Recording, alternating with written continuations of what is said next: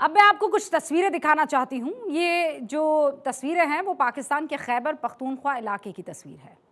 इस वीडियो में कुछ लोग आपको तितर बितर होते हुए इधर उधर भागते हुए नजर आ रहे होंगे। दरअसल एक्चुअली यहाँ पर जो है जलसा हुआ था, कोई सभा का ये वीडियो है जिसे पाकिस्तान की जमीयत उलेमा इस्लाम फजल JUIF ने आयोजित किया था। इस कार्यक्रम में अचानक आवाज आई, जलसे में मौजूद लोगों की चीखें उसके बाद गूंजने लगी।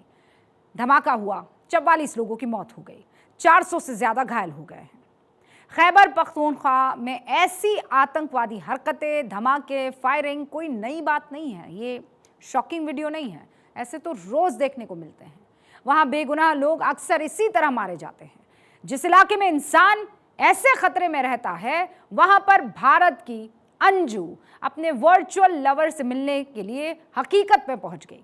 गजब डेयरिंग है। हाँ, वहां उसकी जैसी खातिरदारी हो रही है ना, उससे ये यकीन ही नहीं होता कि ये वही पाकिस्तान है जहां पर सरकार कंगाल हो चुकी है और ज्यादातर लोग दाने दाने के लिए मोहताज है। मतलब आप देखेंगे वो तस्वीरें तो आपको यकीन नहीं होगा, आप कहेंगे अरे ये तो अमेरिका का कोई इलाका दिख रहा है। आपको स्क्रीन पर नजर भी आ रहा होगा अंजू जो मालामाल हुई है। खैबर पख्तूनख्वा ये पिछड़ा इलाका है, आतंकवादियों से घिरा इलाका है। यहां अंजू और नसरुल्लाह का ड्रोन से प्री वेडिंग शूट हो रहा है। लाखों रुपए का प्लॉट, कीमती सामान गिफ्ट में मिल रहे हैं। ऐसे में यह सवाल लाजमी है उठना कि जिसके घर में रोटी के लिए मारामारी चल रही है, क्या वो मेहमान को पिज्जा खिला सकता है? लेकिन हमारा पड़ोसी पाकिस्तान कुछ ऐसा ही कर रहा है। ऐसे में शक करने का पूरा कारण है कि आखिर ये खिचड़ी क्या पक रही है भाई? दाल में कुछ तो काला है। इनफैक्ट सारी की सारी दाल ही काली लग रही है। अंजू हिंदुस्तान से पाकिस्तान जिस वजह से गई, उस वजह से सीमा पाकिस्तान से हिंदुस्तान आई। लेकिन मैं अंजू से बात करूंगी क्योंकि सीमा हमारी जो ये बहू है, इसकी गारंटी तो हम ले सकते हैं कि उसके साथ कुछ भी गलत नहीं होगा। उसे सराखों पर बिठाया जाएगा और ये नकली नहीं है। लेकिन अंजू को लेकर मैं डाउटफुल हूं क्योंकि देखिए सीमा जो है वो तो गैर कानूनी तरीके से भारत आने के बावजूद भारत में इस वक्त सुरक्षित दिखाई दे रही है आपको, क्योंकि यहां संविधान का राज है, कानून का राज है। जो कुछ होगा कानून के तहत होगा। लेकिन अंजू पाकिस्तान के उस इलाके खैबर पख्तूनख्वा में गई है जहां आतंक का राज चलता है। इस इलाके में पाकिस्तान सरकार आतंकियों के आगे घुटने के बल बैठकर सलाम करती है। वहां की आर्मी भी आतंकी संगठन तहरीक-ए-तालिबान पाकिस्तान यानी TTP से कांपती है। TTP के हमले में यहां रोजाना औसतन 4 सुरक्षा कर्मियों की हत्या हो जाती है। इस इलाके में आतंकवादियों ने इसी साल जनवरी में धमकी दी थी कि अगर सुरक्षा कर्मियों ने उनका साथ नहीं दिया तो वो रोज एक सुरक्षा कर्मी की जान ले लेंगे। खैबर पख्तूनख्वा प्रशासन खुद आधिकारिक तौर पर यह मान चुका है कि इस साल जनवरी से जुलाई तक के 7 महीनों में आतंकवादियों ने 175 सुरक्षा कर्मियों की टारगेट किलिंग कर दी है। अंजू से बात करने से पहले मैं आपको पाकिस्तानी सैनिकों के आंसू भी दिखाती हूं, जो रोते हुए अपने ऑफिसर से पूछ रहा है कि हम और हमारे बीवी बच्चे आखिर कब तक आतंकियों के हाथों मरते रहेंगे।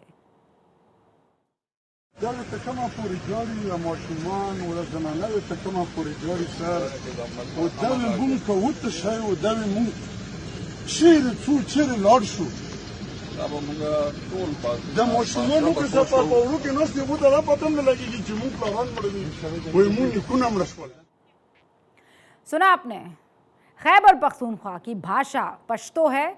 पश्तो में ये जो सिपाही है वो ये बोल रहा था कि कब तक हम ऐसे ही ख़त्म होते रहेंगे। तो सोचिए, जहां पाक सैनिक महफूज नहीं है वहां अंजू कैसे महफूज हो सकती है? ये बात हजम हो ही नहीं सकती। अंजू की शादी के ड्रोन विजुअल्स जारी कर दिए जाते हैं, ये पक्का कुछ गड़बड़ है। आपने देखे ही होंगे, नहीं देखे तो फिर से देख लीजिए, साथ ही में चल रहे हैं। फिर दावते वलीमा की तस्वीर आ रही है। कैसे अंजू इतने लोगों के बीच बैठकर खाना खा रही है? मुझे तो ये बात भी बिल्कुल हजम नहीं होती। ये उसके प्रेमी या शौहर का, नसरुल्लाह का घर नहीं है, बल्कि खैबर पख्तूनख्वा के एक रसूखदार कारोबारी फरीदुल्लाह का घर है। यहां पर पाकिस्तानी पुलिस तक अंजू की खूब खातिरदारी कर रही है। यह आपको अजीब नहीं लगता है? अंजू से बात करने से पहले आपको जिस इलाके में अंजू रह रही है उसकी कुछ और जानकारी दे देना चाहती हूँ। खैबर पख्तूनख्वा की सीमा अफगानिस्तान से मिलती है। टीटीपी अफगानिस्तान की तरह पाकिस्तान में शरिया लागू करना चाहता है। खैबर पख्तूनख्वा के आतंकी ही ये थे जिन्होंने मलाला यूसुफजई पर हमला किया था। 16 दिसंबर 2014 को पेशावर के सैनिक स्कूल पर हमला हुआ था। इस हमले में तहरीक तालिबान ने 126 बच्चों की हत्या कर दी। लेकिन 34 साल की अंजू पाकिस्तान के खैबर पख्तूनख्वा में पहुंचकर ऐसा फील कर रही हैं और ऐसी फीलिंग हमको भी दे रही है जैसे वो खैबर पख्तूनख्वा नहीं अमेरिका चली गई हो। ये कैसा फील गुड है? कुछ तो गड़बड़ है। जहां अहमदिया और शियाओं को बर्दाश्त नहीं किया जाता, वहां अंजू को इतनी इज्जत दी जा रही है। जो तालिबान शरिया कानून का हिमायती है, महिलाओं को बगैर पर्दे के देखना बर्दाश्त नहीं कर देता है, गोली से उड़ा देता है, वहां अंजू के ड्रोन से फोटो शूट हो रहे हैं। इसीलिए मैं अंजू से कुछ कहना चाहती हूं, अंजू से कुछ पूछना चाहती हूं। और मुझे यकीन है अंजू, तुम मुझे इस वक्त देख रही होगी।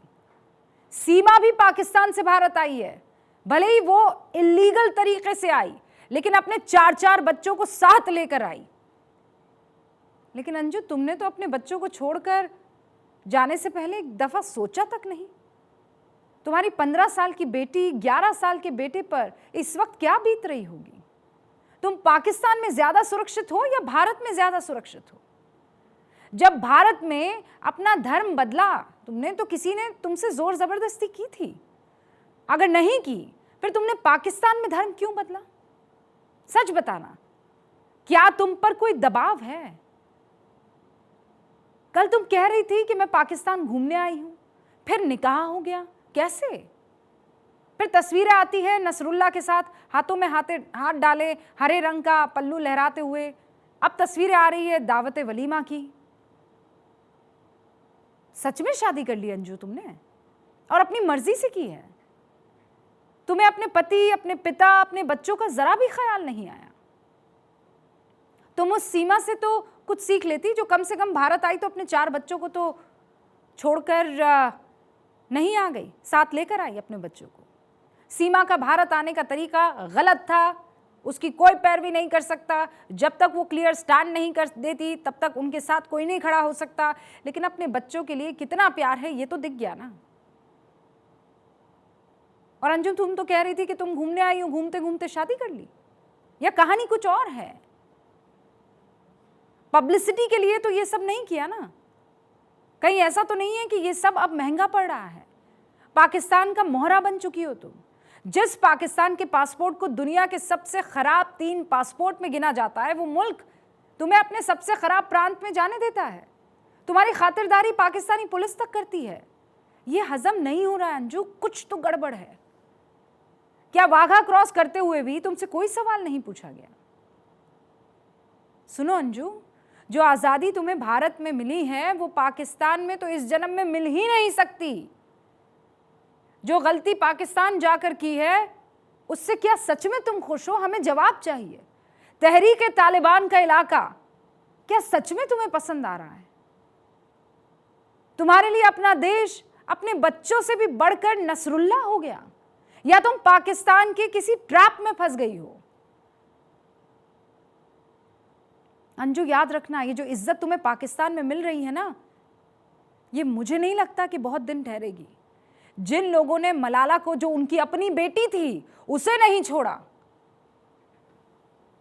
और वो इतनी इज्जत बख्श रहे हैं, कैसे कोई यकीन करेगा? वक्त रहते गलती सुधार लो, अपने सर से इश्क का जो भूत है वो उतार दो, वरना बहुत परेशानी हो जाएगी। पाकिस्तान में महिलाओं के साथ क्या हो रहा है ये मुझे बताने की जरूरत नहीं है। महिलाओं की दिन दहाड़े किडनैपिंग हो रही है, धर्म परिवर्तन बहुत मामूली बात है। इसीलिए अगर कोई खेल है तो उस खेल में फंसना नहीं, किसी साजिश का मोहरा बनना नहीं, अभी वक्त है। अंजू के पति अरविंद किस कदर दुखी हैं, सरकार से क्या कह रहे हैं, मैं आपको पहले सुना देना चाहती हूं। मेरे तरफ से तो उसने उसका जो निकाह किया है उसने प्रूफ कर दिया है, बता दिया है कि हाँ निकाह हो गया है, ठीक है। वो उसके पास नहीं थी, वो गई पड़ोस में गई है दावत खाने, ये भी पता चल गया है मेरे को। मेरी सरकार से दरख्वास्त है, पासपोर्ट वीज़ा इसका रद्द कर दिया जाए, और जो वीज़ा बना हुआ है किसके थ्रू बना हुआ है, किसने बनवाया है, मेरी तो वेरीफाई से हुआ नहीं है। ये सारी छानबीन होनी चाहिए, क्या डॉक्यूमेंट्स लगा है, किसके साइन है, ये सारी होनी चाहिए। अंजू, हमें लगता है कि सोच विचार कर लेना चाहिए, बहुत देर ना हो गई हो। मैं तो ऊपर वाले से यही दुआ करती हूँ।